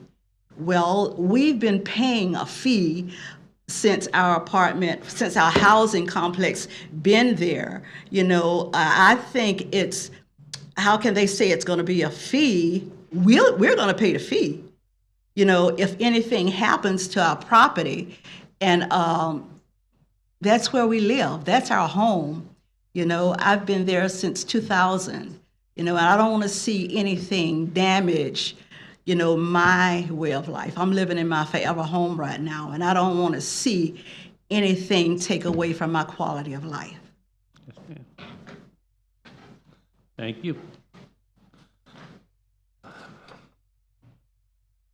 John Nicholson.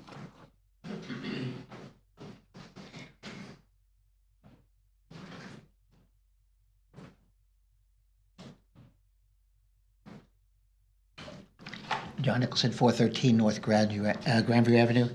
Just to drive Sandy nuts, I was standing in this location about 25 years ago when there were 24 people opposing a project in this very same neighborhood. They were adamant that they did not want this project in. It was called the Cardinal Estates, very close to this project. Now that horrible project went in. How horrible was that project? What do the neighbors think of how horrible and degrading that project was to their neighborhood? How much did that Cardinal Estates drop their property values? From what I understand, their property values did not go down. They're not paying less now for those houses than they did 20 years ago. Those houses are worth much more because Cardinal Estates went in. All right? Secondly, we need as many affordable units as we possibly can. All right? I don't like that they're in Daytona Beach. I think they should be also in the other cities. Daytona Beach cannot afford to have all the HUD housing and all the affordable housing for the county. It hurts us. But we still are not going to get past the idea that people age. Baby boomers exist. They exist throughout the United States, and they're retiring, and they're coming to our community. We have to supply residences for our people that get old. I know you're not going to get old, all right? You are definitely old, Vernon. But you already have your place. But people are going to age, and they're going to need a place. And went to a First Step Shelter meeting. There are 6 elderly people that were priced out of their homes. They have no place to go. They can't afford a $600 increase in their rent. Now, if my rent went up $600, okay, luckily I bought a house 40 years ago. So my $500 a month payment includes everything. I can afford that. But if you put $2,000 or $1,500 on my budget, it's going to hurt. So I'm asking you, we need this. Funding for affordable housing is very hard to get. There was a guy before the county council. He wanted to build affordable housing in Holly Hill. He has to stand in line for federal funding. There's a place on Madison, right there on Beach Street. Been waiting 10 years to get money for affordable housing. We have it right now. Please don't lose it. Thank you. Thank you.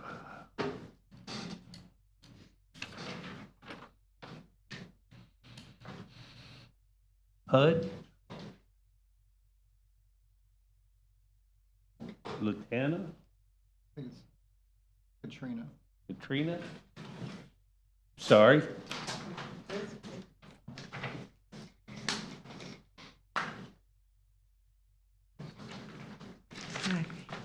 Hello.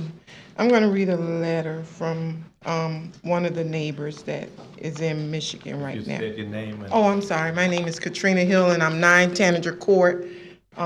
This project would be right in my back door. I live directly behind the senior citizen building that's there now. My problem again is the retention pond, the height of the building, and like she said, why are we just being notified of this? They're ready to break ground. They're ready to break ground, and they're just sending us a letter in April. That's not fair to us. We should have had more time. We should have been involved in this. One of the neighbors sent the letter, Mr. Arthur King. He said, I'm writing as to my home at 6 Starling Drive, Daytona Beach, Florida, 32117. My concern is this building on PD plan 4 stories. It will tower above the neighborhood, and we will be in close proximity to the Daytona property. Again, looking at the PD plan, how neighborly that looking out my window, I will see a building, not the sunrise in the morning. Again, looking at the PD plan, you have provided me in your request for a comment. A 2-story with a larger footprint would have less disturbance to the eye. And what about the runoff of the water off the concrete in the paved property? Otherwise, a senior housing would not be too much concern except the noise and the ambulance taking residents to the hospital. I have not had time to think hard on this matter as of the notice of this and the time given to respond. Thank you, Arthur King.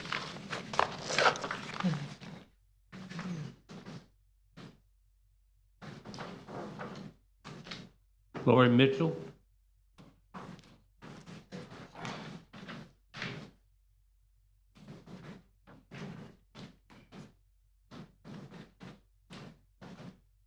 Good evening. My name is Lori Mitchell, and I live at 29 Starling Drive. And nice meeting you guys. Okay, we did have a meeting with the gentlemen behind. We had a nice meeting, and we did discuss. But when we left, everybody was still not kind of satisfied, and they said that they would, keep us informed of everything. Well, I didn't know about this meeting until the day before yesterday. I found out, and it was a letter from my home association that was put in my mailbox, so I never knew anything about this. But here's where the problem lies. We have this major problem about this building being there, and we kind of got consulted a little bit when we first had the meeting. But our problem is the age-wise, because we went over the discussion of it being 62 and older. But as we said, we have grandchildren. We're old too, because we've been there since it's been built. So everybody basically that's coming talking have been there for over 20 years. I have grandchildren. If anything happened to my daughter, I'm gonna have to take care of my grandchildren. If for some reason, someone that's living in that house, it's not guaranteed that they're saying that there won't be children at this facility, and then it's just no guarantee of the age limit that it's going to be for this senior living housing. So that's a lot of problem there. And then we still have people that have disabled children as well. And we know it's going to be 2 people per unit. But there is also going to be adult children that live with their old parents, you know, to either take care of them or not to take care of them or just be there. So we have a lot of variation when it comes to who all is going to be living in this property. Because if there's no stipulation like they do have with elderly felonies and whatever apartment, you can't go to an apartment and be a felon and you can't live there. You know, none of this is clear. And I know this is about rezoning, you know, in our neighborhood, but it's just, it surpasses us in a heartfelt way because we have been there so long. The city gave us our properties. We were on silent liens and the city gave us these properties. We had to work every day to pay our mortgages and to do whatever. I would love for a senior building to be somewhere, but not that tall above hoovering over us. I mean, these gentlemen are super nice. They were very wonderful at the meeting. We just are not as happy as we want to be with this facility. Thank you. Thank you.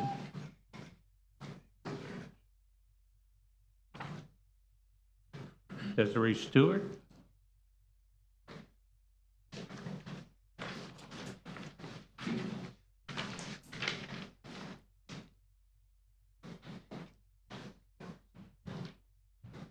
Desiree Stewart. Yes, my name is Desiree Stewart. I live at 7 Starling Drive. And I'm not happy with them building the building so tall. I think it's too high, too many levels for the area. And I think it's going to cause flooding in our area.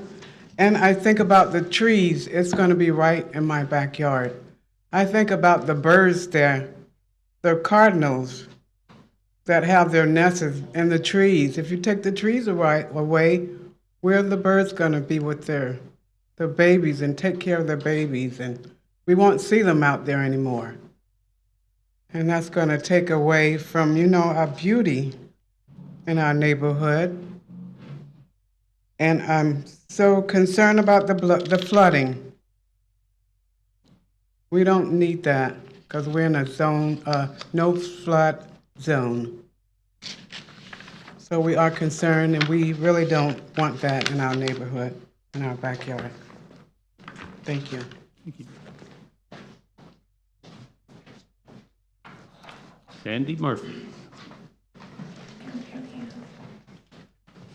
Good evening, Planning Board members. Sandy Murphy, 136 Park Avenue.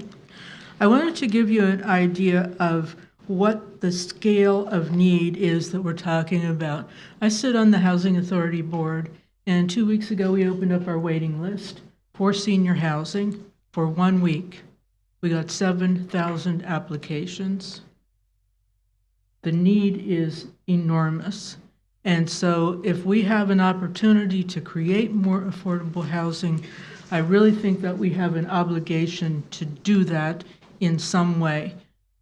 This seems to be a group that has experience and knows what they're doing with it, and they have funding together. That's a remarkable thing. The idea that you can make, you know, I would love to see affordable housing be much smaller, much more home scale. But the reality of building affordable housing is that unless you have density, you cannot build affordable housing, period. As it is, you're layering so many subsidies just to get a project off the ground that you have to have that level of density to make it work. I would really encourage the builder and the attorney here to come to their next presentation with an illustration of those sight lines. I think what they have done with bringing the development to the front and center and leaving as much open space and landscaping to the neighborhood as they possibly can, I think it's going to make a huge difference, and I don't think it's going to loom the way that people fear that it will.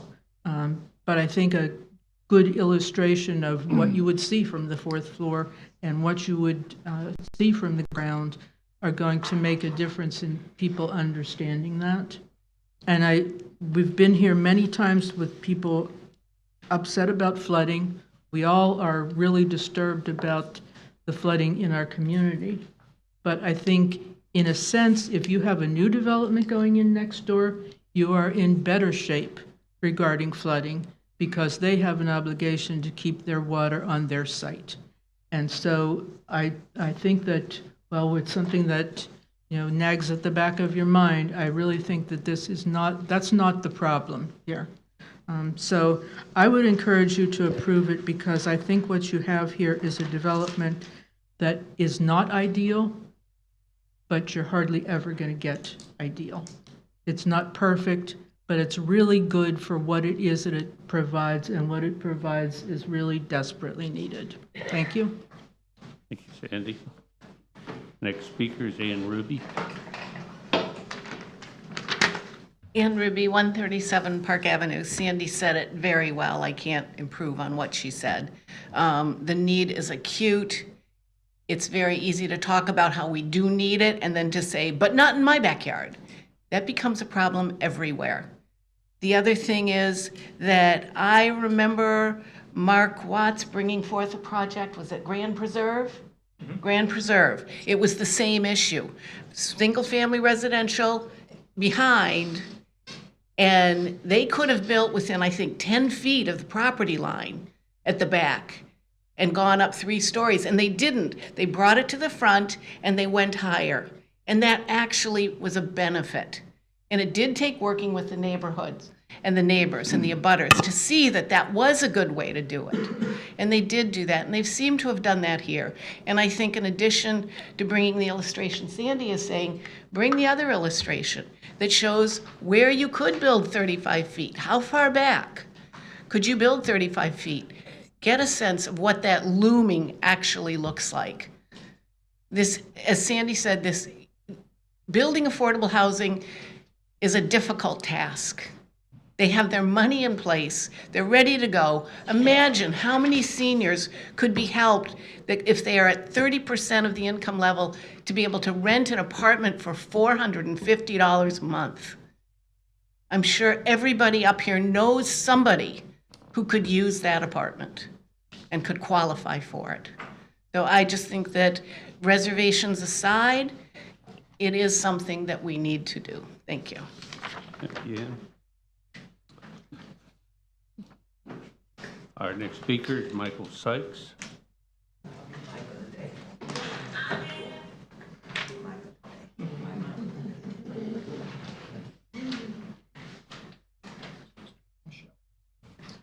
Hello, my name's Michelle Sykes. I live at, that's okay, I'll be Michael today.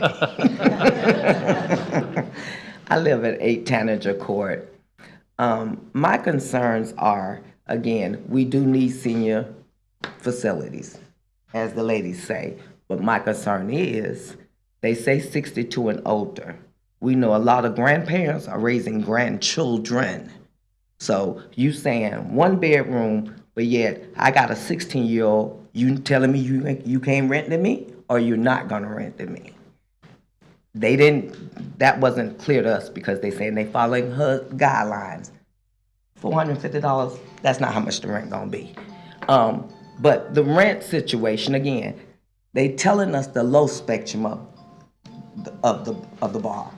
But in all actuality, we were told at the first meeting that the rent could be $1,500. That's not for no senior on fixed income can pay $1,500. Now, the parking.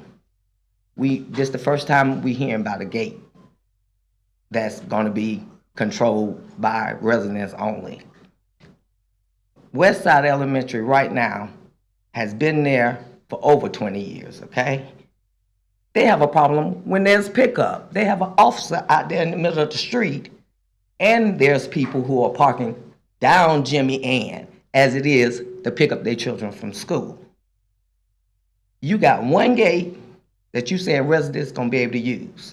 If that gate is unoperable, Where are the people gonna park? Where are the people gonna be on the grass? We got signs out there. The city put signs out there. No parking, because we had semis and all kind of stuff. What is gonna stop these people when you saying parking passes, 1.5 parking spaces, to stop them from parking on the street? Parking on the street, and if they park on the street, 9 times out of 10, we have one way in, one way out of our subdivision. If they come down, we already run into the problem when there's special events, the speedway let out, trying to detour traffic, it's backed up down Jimmy Ann. How's that gonna help our seniors if they can't get out? During the races, you might as well just stay home. Ain't no getting out of Jimmy Ann, because they detour traffic away from the speedway down Jimmy Ann to that end to get on LPGA. I don't know who, I understand they thought this through, but they don't live there. They didn't think that thing completely through, because the parking's gonna be an issue. The signs, the police have signs says no parking on this right of way. Thank you for your time. Okay. Next question.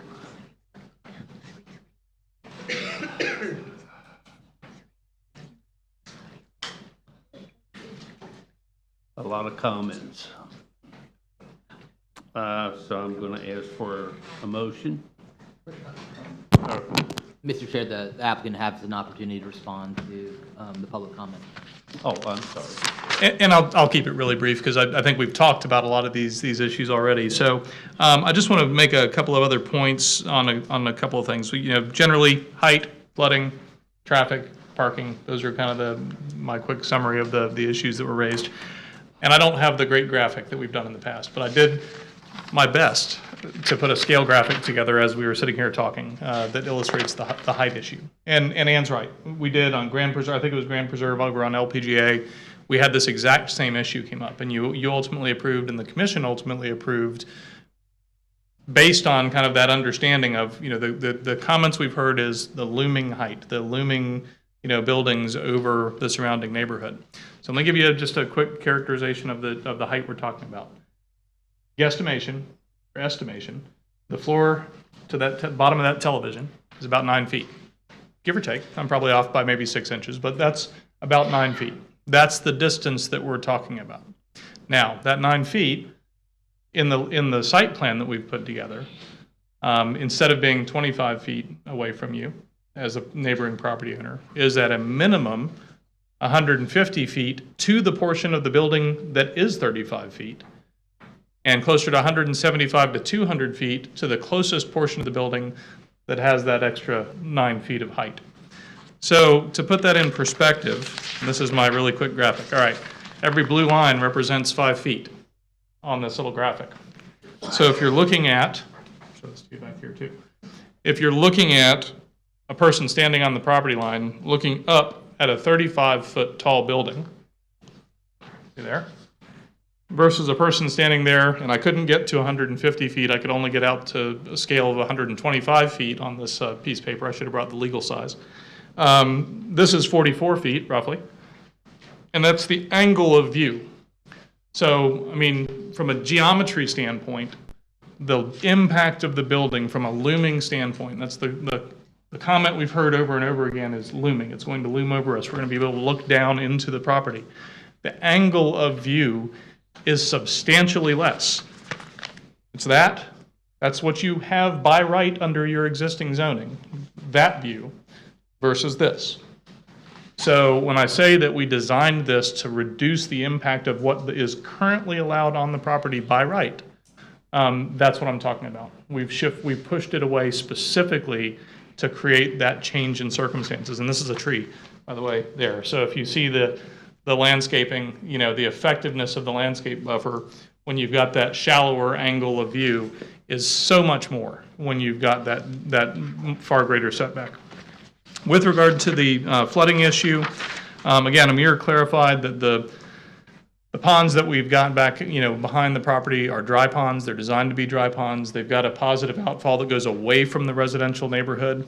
But the other thing, and this ties into the design of the overall site and concentrating everything in one building, because of the way this site is designed, we have 63% pervious surface within the footprint of the property.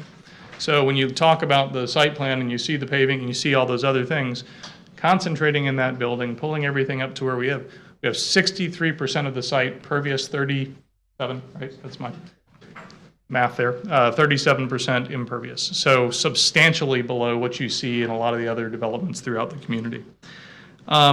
Traffic, you're going to have it. I mean, that's a fact of life. The property has a right to develop. We have to follow every standard that every other development has to follow with regard to things like concurrency and everything else. So again, we're not asking for more density. We're not asking for more units. That number of units is going to be built on this property at some point in time. And so that's just really kind of a fact of things. And again, on the parking, I understand the thoughts and the concerns and everything else here. We have, age, that was the other thing that I wanted to make sure I touched on. With regard to the parking, we have data and analysis. Your staff's reviewed it. We have not only that, we've got their direct experience as a company that develops specifically these types of facilities throughout the state of Florida and manages those. In our experience, this is an appropriate parking ratio. And then on top of that, we provided the shuttle service for the residents as well, so you can have that efficiency. With regard to age, the requirement is every single unit has to have two things. The tenant that's signing the lease has to be greater than 62 years of age, and there can be no more than two people residing in that unit. So that question did come up. Can you have a younger person that's living there? Can you have a younger spouse? Can you have somebody that's there? Yes. But you can only have two people in every unit, maximum, and that's verified on a monthly basis. And the person signing the lease has to meet the age restriction because that's part of the deed restriction, it's part of the financing restrictions. So I think I touched on every one of the issues. I appreciate the folks that have been here tonight. This is a continuing dialogue. We will follow up and kind of have further conversation as needed to kind of continue talking about the concerns. But I also appreciate the people that are here saying, you're right, we need affordable housing, in not just in Daytona. John, good point. It's not just in Daytona. And it doesn't need to be concentrated in Daytona, but there's a need in Daytona. There's a need in DeLand. There's a need in Orange City. I've got affordable housing projects going into each of the communities around the county. But there's a need here. And so we appreciate the change. Can be challenging at times. We think that the plan has been laid out very well and laid out well to serve the needs of the residents that would be there without impacting those that are around us. So we appreciate the time tonight. Happy to answer any further questions if you got them.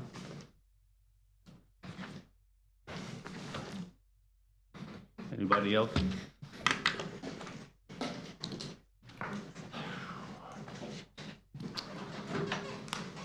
A lot of questions, a lot of answers. Can I ask for a motion?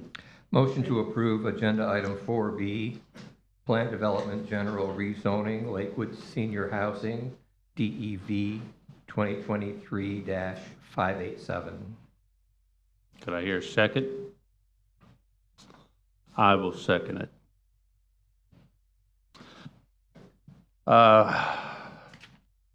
Mrs. Washington, would you have a roll call for the yeas or nays? Certainly. Mr. Barhu? No. Mr. McLean is absent. Mr. Newman? Yes. Mr. Robinson? No. Mr. Servance? No.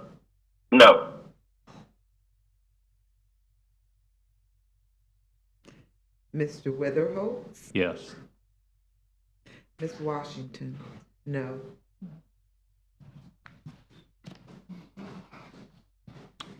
The motion has failed.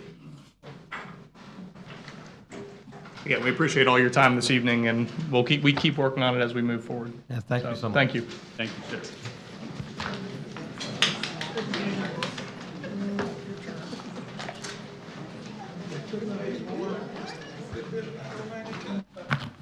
If I can remind the people who are here, I'm sorry, real quickly, this is a recommendation to the city commission. The item can still move forward to the city, and the city commission will hear it. So you'll have an opportunity at that point to speak at a public hearing as well. Okay.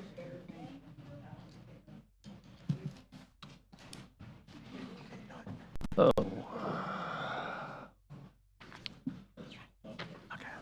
I'll let everybody clear. I'll let everybody clear.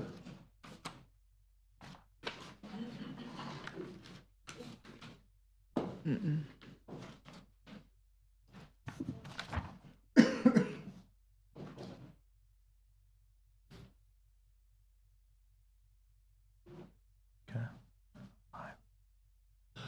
I will now call for item 5. Make sure. John's left. Okay. Other business? Downtown Ballou Road redevelopment. Did not meet this month. Midtown redevelopment. We did meet.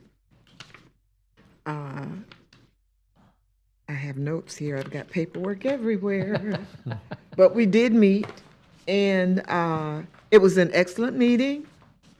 A number of ideas, and I felt that it was we're moving in the right direction, because the board itself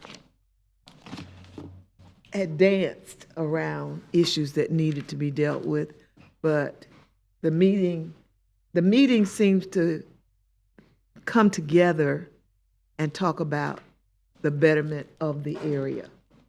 So it was a very good meeting, very good meeting.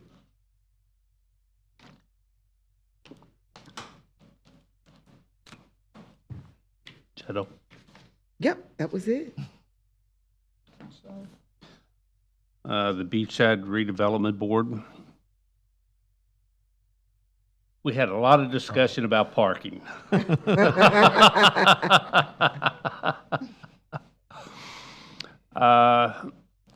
The main issue of parking is what they had talked about extensively was the parking during major events. Say like Bike Week. And I listened to them talk. They were talking about having a committee to speak before the commission. And they wanted someone to speak from the chamber, since the chamber handles a lot of the special events, Bike Week to start off with. And the amount of parking, and it came up is it regulated by the city ordinances for parking. You know, allowing people to park in vacant lots, you know, possibly their front of their yard, and whether there was any uniform requirements to do that. And if there's not, did the city just outright allow the folks to just have parking? Is there any written requirements for it, like liability? You know, in parking throughout the city, there's requirements for fencing, landscaping, but is this just classified as temporary? And I listened, and I've kind of wondered it myself. They were asking for a representative of the chamber to speak on this certain subject in front of the board.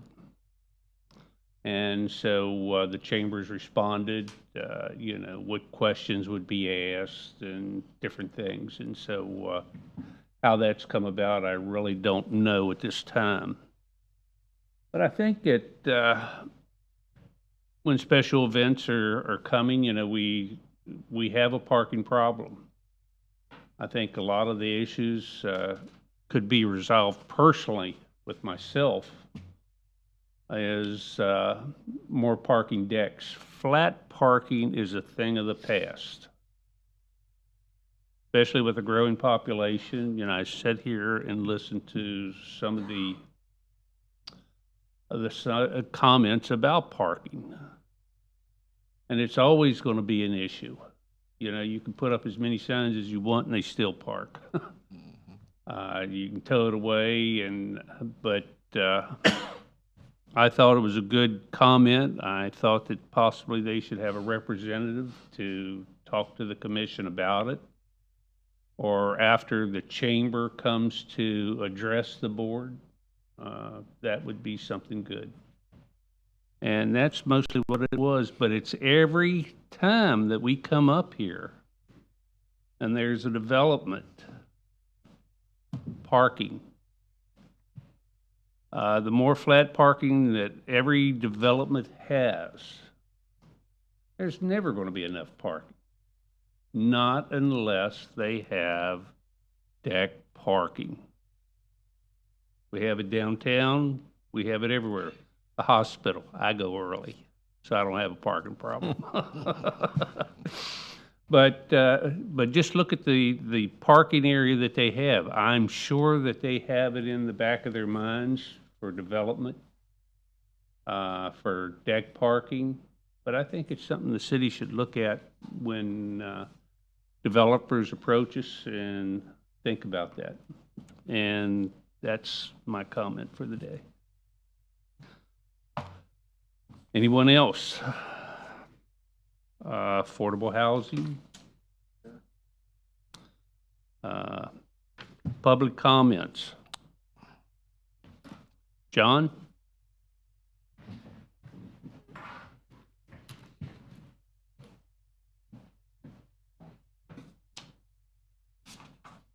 And I'm not old. Ancient, but not old. Yeah.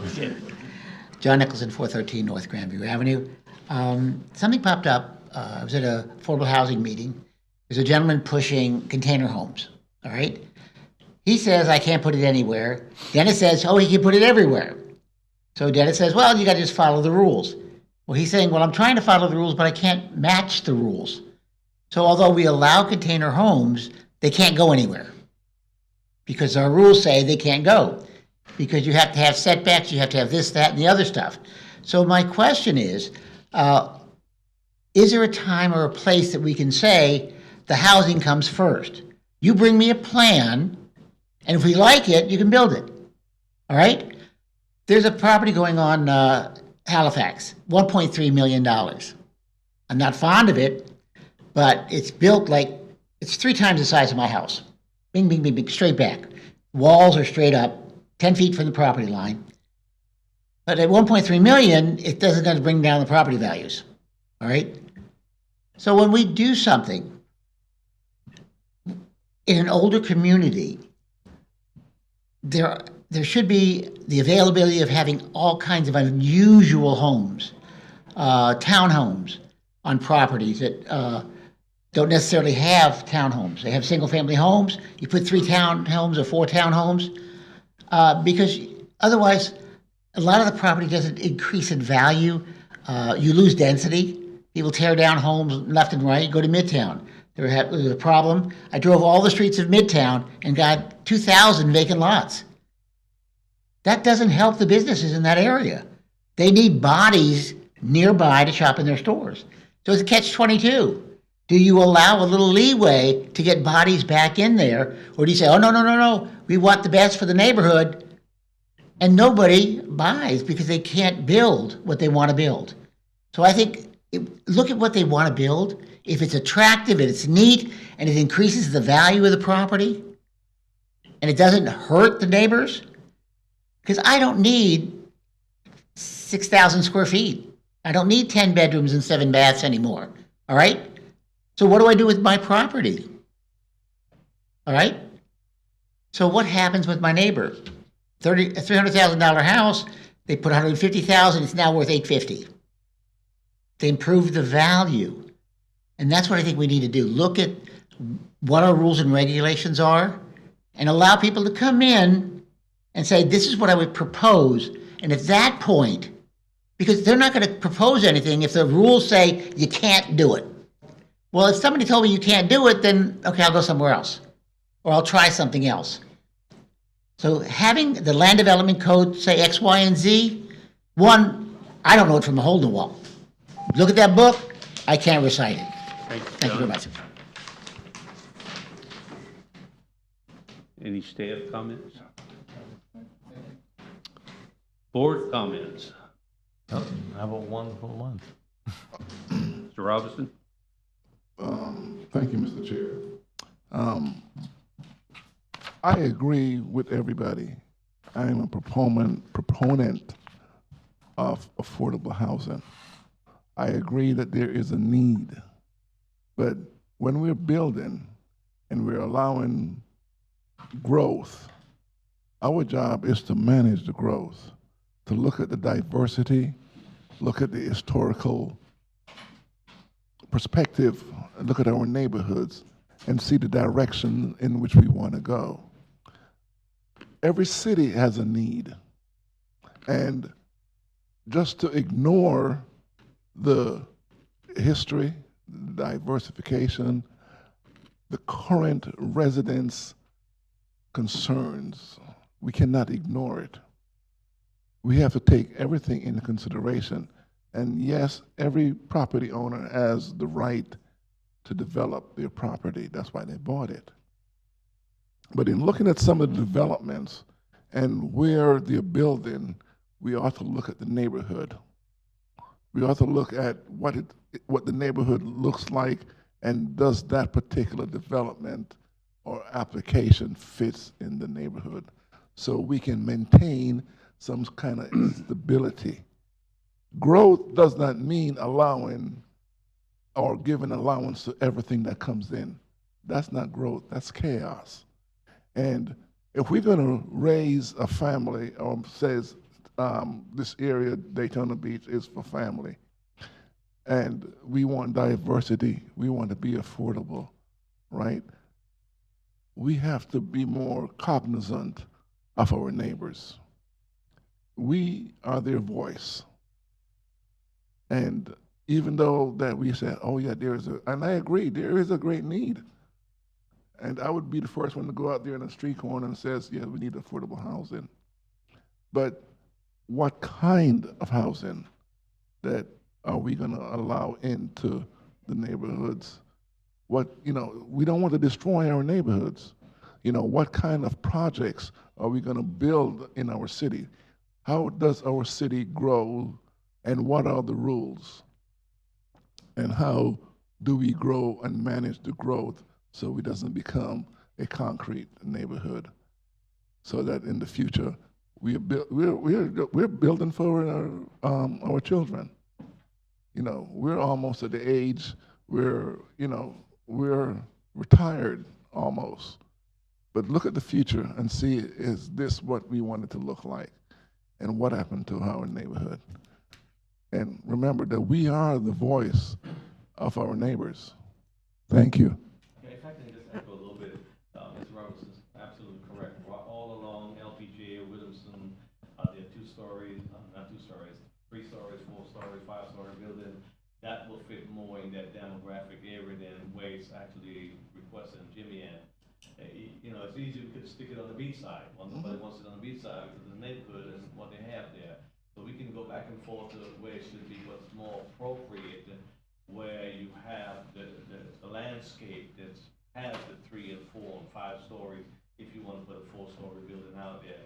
And that area they're looking at is all single house, all 12, 10, 15-foot ceilings or 20-foot ceilings, rather than 54-foot ceilings. So it's just something that we want to do. And we say Daytona is a place for families. We want to definitely keep it that way, even though we need revenue, even though we need housing. Understood to point well taken, but I do feel that way, and that's why I voted where I voted. So thank you so much. And the same here. Sitting here looking out in the audience, 95% of the individuals that were out there, I know. And there were individuals that were out there that were first ones to buy homes in Cardinal Estates. And to think of this project being built where it is. It's already a massive area during the regular time of year. But when you've got special events at the Speedway, that sort of thing, it's unreal. And it's unfair. I hate that the city would lose this project, but that area, I just don't feel it's comfortable. It's not fair to the people that actually went out of, these people that had nothing, and these are their first homes.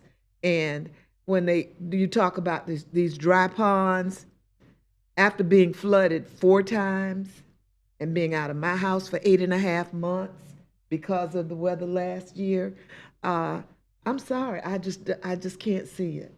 I couldn't vote for it. I hate that we would lose the money, or the city would lose that project, but not there.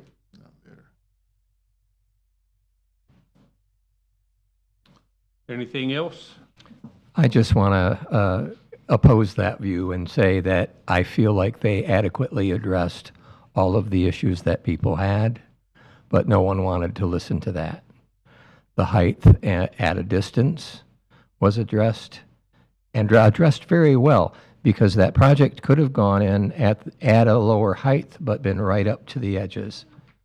And I just feel like it was a great project, and we lost it, and they addressed every one of the issues that people brought up, and yet the issues still remained.